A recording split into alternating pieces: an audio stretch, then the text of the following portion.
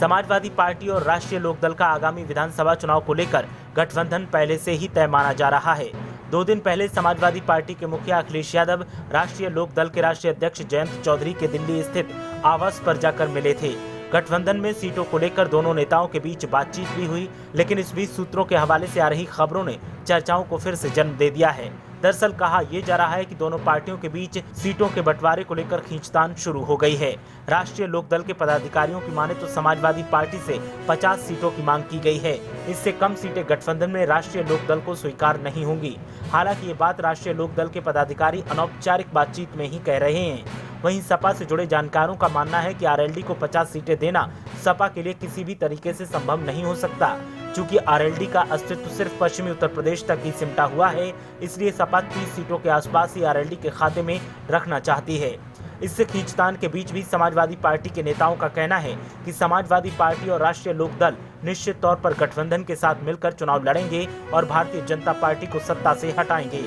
यहाँ से ध्यान रखना ये भी जरूरी है कि आरएलडी के लिए सपा का साथ 2022 के लिए बहुत जरूरी है, क्योंकि साल 2002 के यूपी विधानसभा चुनाव में आरएलडी ने 38 सीटों पर चुनाव लड़ा था, लेकिन सिर्फ 14 पर ही जीत हासिल हुई थी।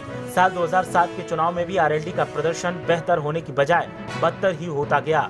आरएलडी सिर्फ 10 सीटों पर सिमट कर रह गई। साल 2012 के यूपी विधानसभा चुनाव में 46 सीटों पर पार्टी ने उम्मीदवार उतारे, लेकिन पिछले विधानसभा चुनाव की तुलना में एक और सीट कम हो गई। पार्टी 9 सीटें ही जीत पाई। साल 2017 का विधानसभा चुनाव पश्चिमी उत्तर प्रदेश में आरएलडी की हालत और भी खस्ता करने वाला साबित हुआ। आरएलडी का महज एक प्रत्याशी ही चुनाव में जीत हासिल कर सका। इसके बाद राष्ट्रीय लोकदल के लिए साल 2014 का लोकसभा चुनाव सबसे ज्यादा बदतर साबित हुआ। इस चुनाव में ना तो जयंत चौधरी जीत पाए और ना ही उनके पिता चौधरी अजीत सिंह।